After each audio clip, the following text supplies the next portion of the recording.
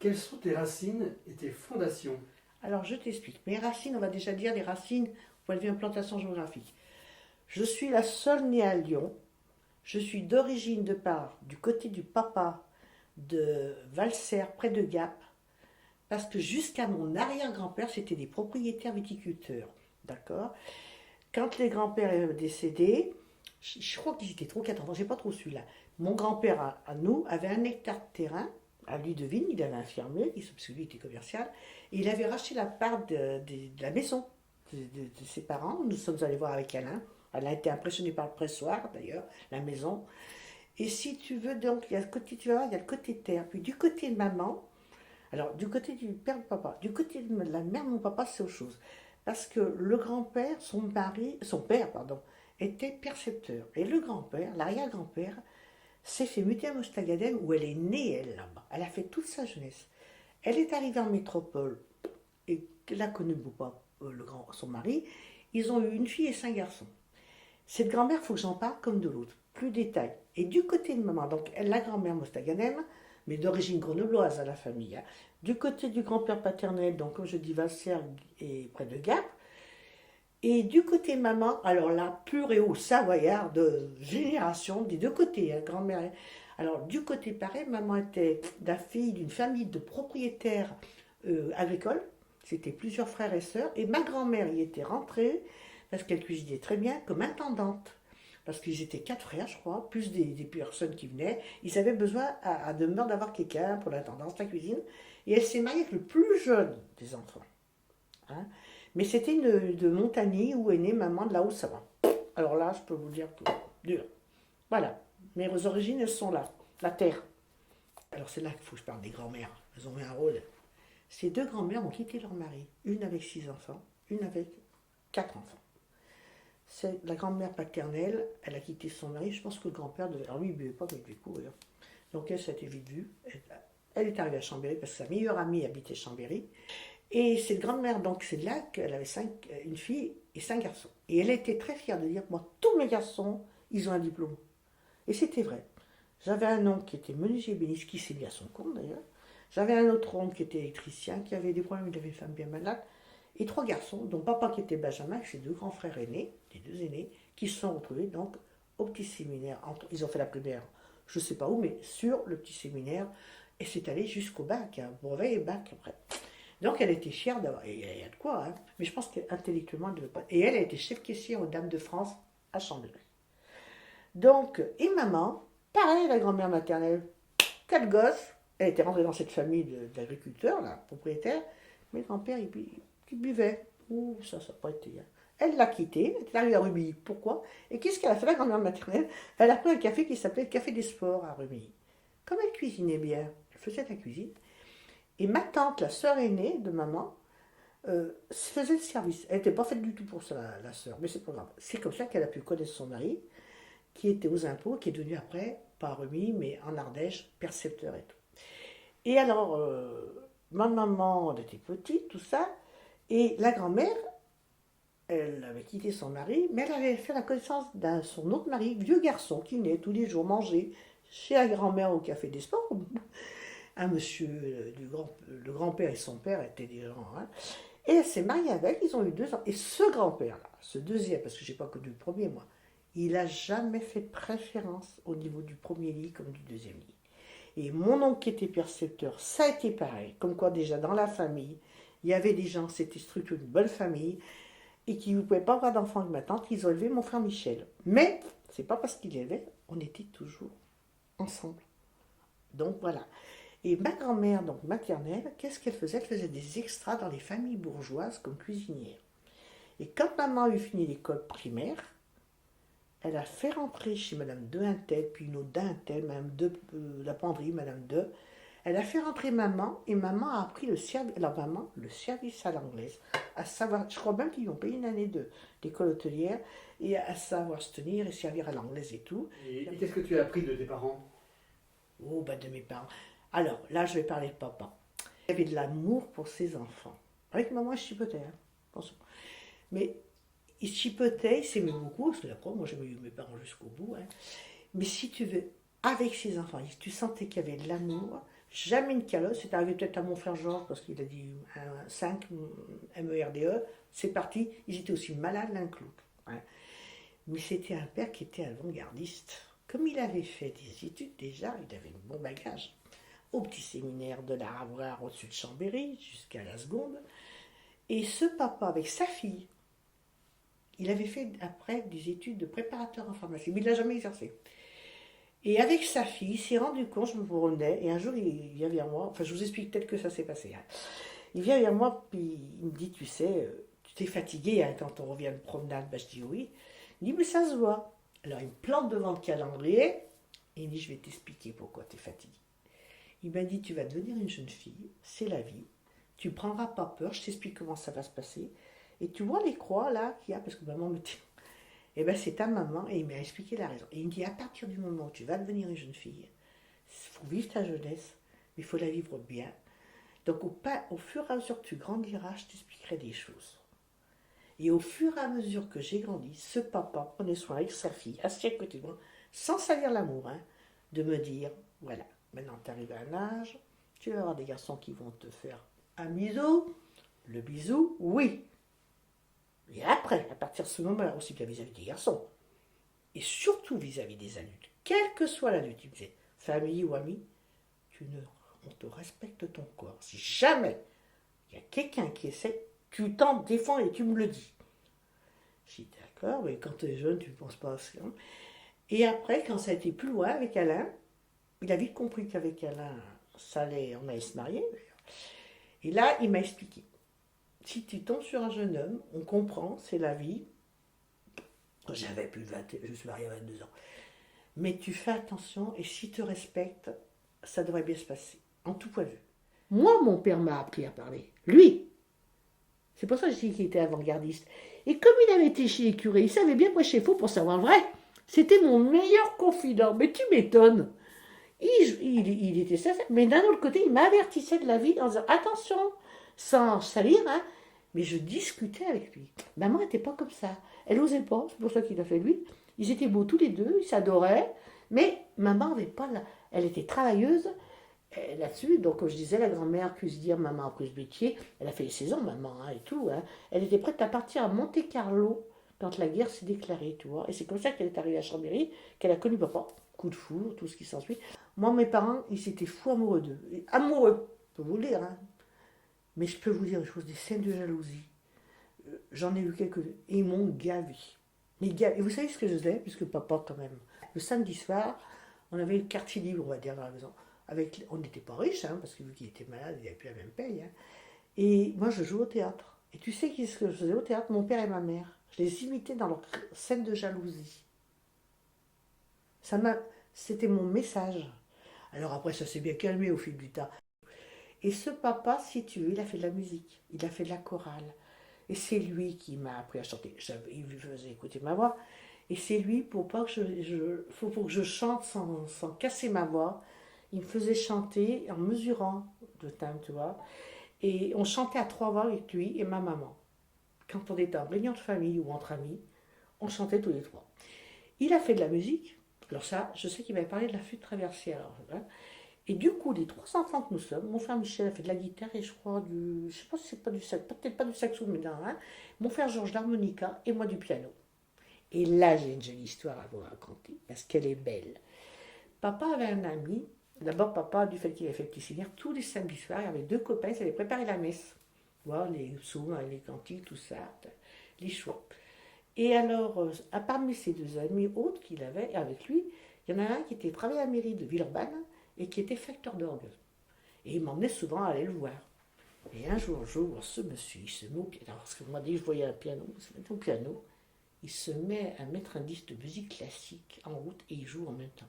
J'avais les yeux. Et ce charmant monsieur, parce que prendre des cours de musique et avoir un piano, nous on n'avait pas de piano, hein, vu que papa était malade. Ce charmant monsieur, pendant 2 ans, sa fille, qui jouait très bien, Odile, je me rappelle toujours, je peux même faire la description quand elle m'apprenait, m'a donné des cours de solfège et de piano gratuitement. Alors là-dessus, j'ai été gâtée, d'où. Alors bien sûr, après, je n'avais pas de piano à la maison, mais c'était pas. Après ce que j'ai fait, J'en avais parlé à une de mes institutrices, j'étais en primaire, hein, en CM1 peut-être, qui jouait elle, de la musique avec l'harmonium, tu vois. Et un jour, je parle à Madame Honoré, elle s'appelle Madame Honoré, je peux en parler parce que. Et je dis à Madame, oh, j'étais en train de regarder même ma partition. Elle me dit, qu'est-ce que tu fais? Je dis, bah, je revois, il faut que je révise un peu. Et elle me dit, t'as pas de piano? Bah, je dis non. Elle me dit, tu sais ce qu'on va faire? Alors je dis, bah, non. Elle m'a dit, je vais t'autoriser 2 ou 3 récréations, pas les toutes, hein. Tu vas aller dans telle salle et j'irai voir et tu vas réviser ton morceau. Donc c'est une dame. Pendant 2 ans de suite encore m'a suivi, même qu'elle ne me faisait plus la classe, elle savait. Et ben voilà, donc la musique chez nous, ben c'est génétique, comme de chanter, comme de danser d'ailleurs, voilà, en famille. Dans tous tes souvenirs, est-ce que tu peux m'en raconter un de ton enfance particulièrement? Alors il y en a un qui m'a marqué. Alors c'est une drôle de situation. Comme papa avait beaucoup d'inspecteurs, de copains inspecteurs de police, un jour, un des inspecteurs, sans arrêt, souvent venait nous voir, gentil, hein, comme si de rien n'était. Et puis, j'avais remarqué que, je regardais en face, parce c'était un petit immeuble, tu vois, il y avait 2 appartements, hein, puis en face, c'était pareil, il y avait une cour qui séparait, donc des beaux voisins, hein. Et il était toujours en train de regarder. Puis je dis un jour à mon papa, mais pourquoi il regarde toujours quand il... Alors, mon papa dit, je vais t'expliquer. Mais attention, ça reste entre nous, mais il dit, j'ai une idée. Il vient parce qu'il est en train de regarder chez un tel qui était aussi un ami à mon père. Un monsieur qui avait une très bonne situation au consulat d'Algérie à Lyon. Et le copain venait, bien sûr, il est venu voir papa avant, mais là, il était ce qu'on appelle en planque. Et un jour, je reviens de l'école, mon papa me dit, tu sais, tu m'as posé, parce qu'il savait que je n'allais pas dire ça, il y a des choses. Eh bien, il arrivait dans le couloir de l'immeuble, et qu'est-ce qu'il a vu? Son meilleur ami arrêter son autre meilleur ami. Et ce monsieur était très gentil. Il nous parlait de l'Algérie, il était adorable. Bien sûr, c'était plutôt de raisons politiques. Hein. Je ne suis pas allé plus loin pour m'en parler. Mais ça l'avait peiné lui, mais moi aussi, nous, parce qu'on le connaissait bien et tout. Je l'ai revu beaucoup plus tard dans le métro de Lyon. On s'est bien reconnu, hein, comme quoi. J'ai fait comme si de rien n'était. Mais ça m'avait marqué.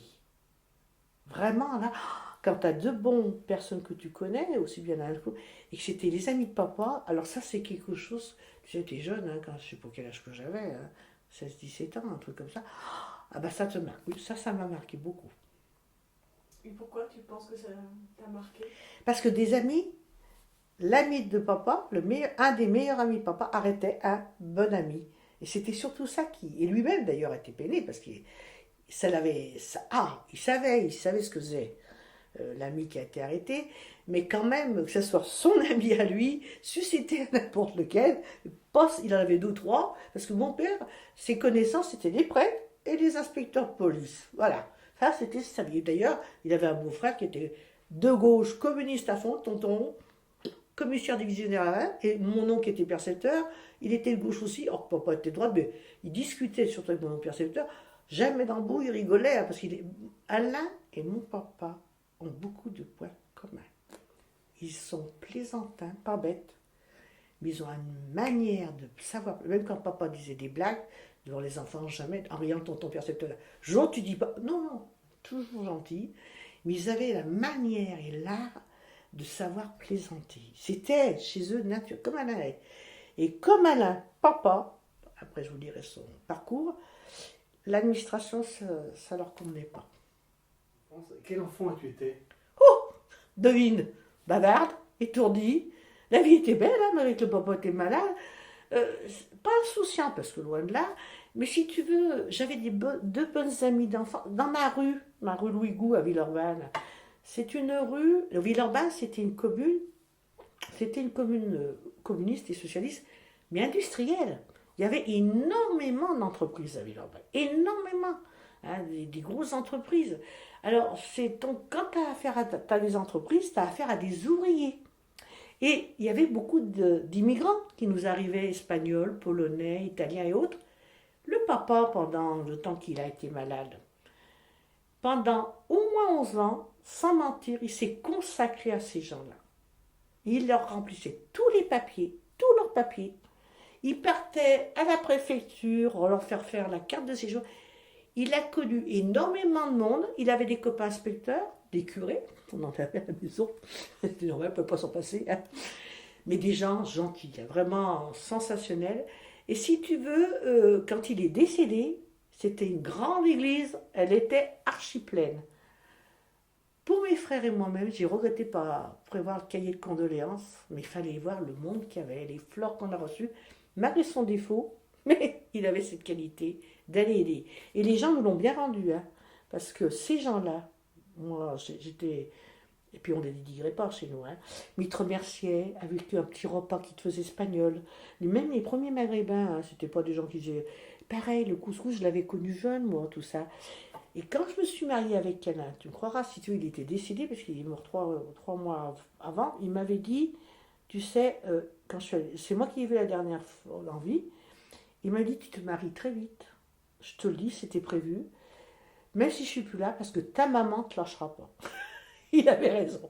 Maman, quand je me suis mariée, elle pleurait. On aurait dit que les frères étaient... Et si tu veux... ces gens-là, alors là je les remercie tous, hein, aussi bien ses amis, les amis, c'est des gens, ils ont fait une collecte dans le quartier, tu sais, tu avais des cafés épiceries, même comptoir, il y avait 2 grosses collectes qui s'étaient faites, qu'on ne savait pas, hein, pour un robot Charlotte d'un côté et un robot Marie de l'autre. Tous les commerçants m'avaient fait un cadeau, et j'avoue que je ne m'y attendais pas, parce que chez nous, d'abord, il fallait dire bonjour, merci, ça mes parents. Quand les amis voulaient m'offrir un cadeau, ils disaient à la librairie, vous lui achetez un livre, parce que j'aimais bien lire, comme lui aimait lire, tout ça. Vous lui achetez un livre, hein, il n'y avait pas de bonbons ni rien. Mais c'était des gens, écoute, qu'est-ce qu'ils étaient reconnaissants quand on voit ce qui se passe maintenant, quand même, ça pour en parler. Quand tu as eu de la chance d'avoir tout un tas de monde autour, famille, du côté de maman, amis de papa, les patrons de même mon papa qui avait arrêté de travailler, c'était un ami son patron, c'était ses amis. Et un des deux m'a suivi, même elle l'a connu, enfin, c'est des gens qui nous ont suivis, voilà. Grâce à papa, déjà entre autres, et puis voilà. Donc ça, je tiens à être reconnaissante.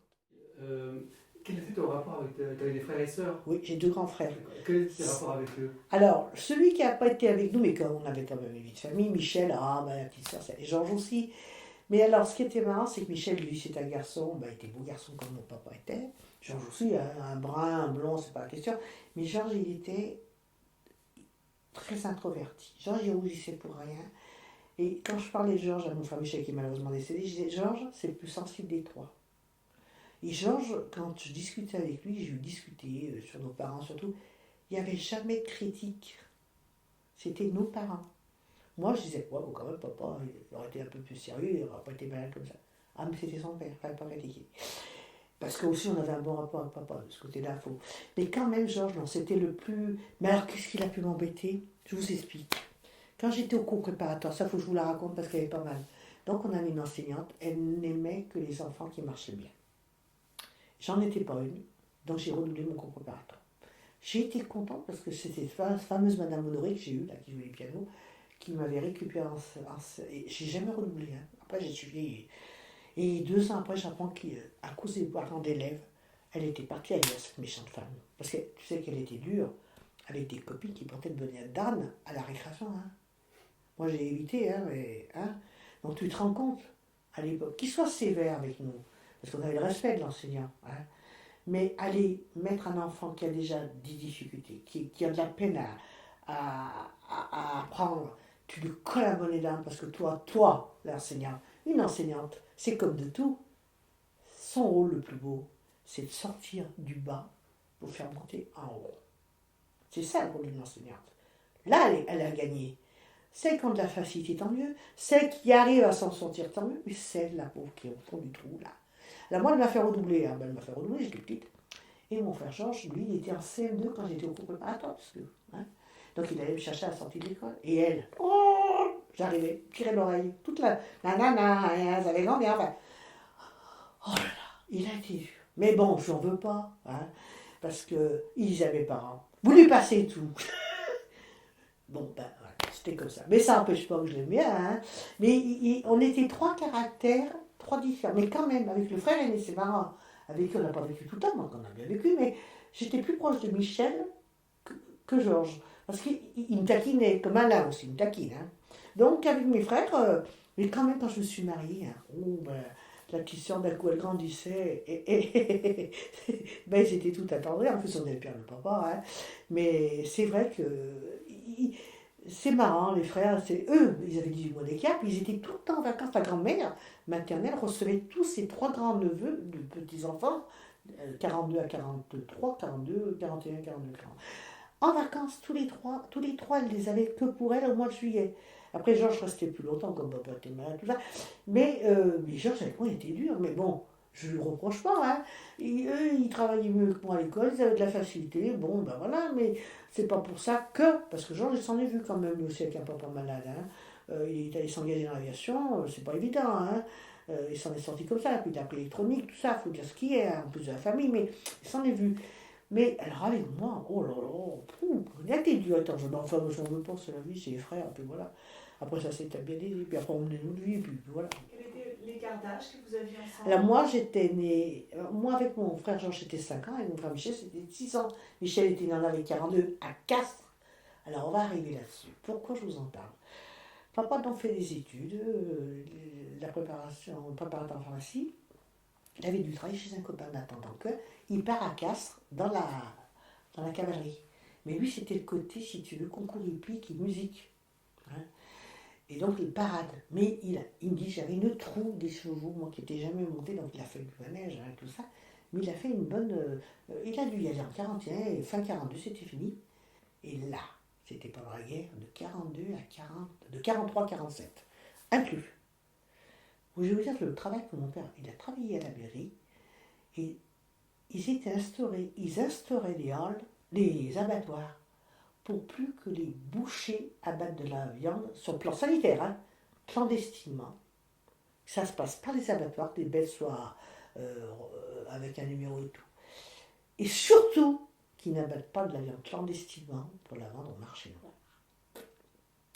Et le papa, il s'en est vu de 42 à 47, 43 à 47, parce que c'était son travail à faire.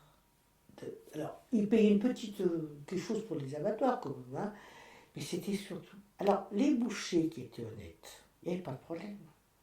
Mais ceux qui étaient malhonnêtes, papa, il ne l'aimait pas. Mais il a fait son travail quand même. Et c'est pour ça. Alors, je sais pas. Alors, où est né mon frère Georges?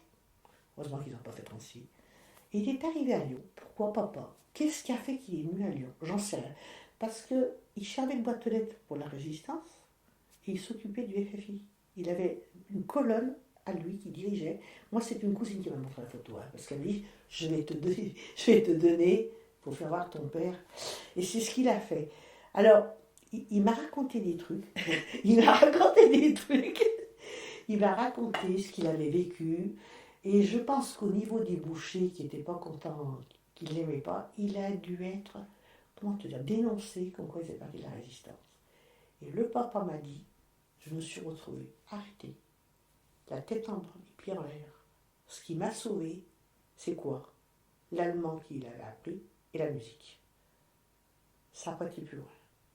Parce qu'il y en avait un qui savait. Il s'est retrouvé, alors ça paraît invraisemblable, mais il s'est retrouvé avec un bonhomme avec une arme il était dans un bar, en train de boire seul.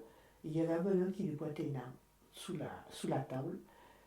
Et maman, on l'a averti en disant, ton mari en ce moment, il est en danger. Enfin, elle était paniquée. Hein. Il y a plein de quelqu'un là. Enfin, ça s'est pas passé, il l'a pas tué. Mais il y avait quand même des gens là qui devaient gêner et qui savaient sûrement, à qui il a peut-être fait confiance, la confidence que. Il a failli mourir, là, oui. Maintenant, on va aborder ta scolarité. Ah! Quel élève tu étais? Moyenne. Mais encore? Moyenne. J'étais pas dernière. J'étais pas. Si, ça m'est arrivé 2 fois d'être première. Non, moyenne. Moyenne, je vous dis, parce que je manquais beaucoup de maturité. Puis j'étais la petite fille quand même. Hein. C'est pas comme les garçons. Parce que papa a toujours admis qu'une femme travaille, puisque la sienne, hein, elle a bien aidé à vivre quand il était malade, puisqu'elle faisait extra qu'elle gagnait autant qu'une femme qui travaille dans un bureau. Hein. Il n'était pas contre la femme qui travaille, au contraire, ou là, non. Mais si vous voulez, ça reste une fille peut avoir des enfants. Donc on peut très bien s'arrêter de travailler pour laisser les gosses. Qu'un homme, il faut qu'il ait une situation. Et il fallait que les garçons aient une situation. Chez moi, j'ai été fait comme ça. Ça, c'était dans le temps. Hein. Mais il admettait, hein. Parce qu'il voulait que je travaille bien à l'école, pourquoi pas? Pour avoir un travail à faire, pour gagner ma vie.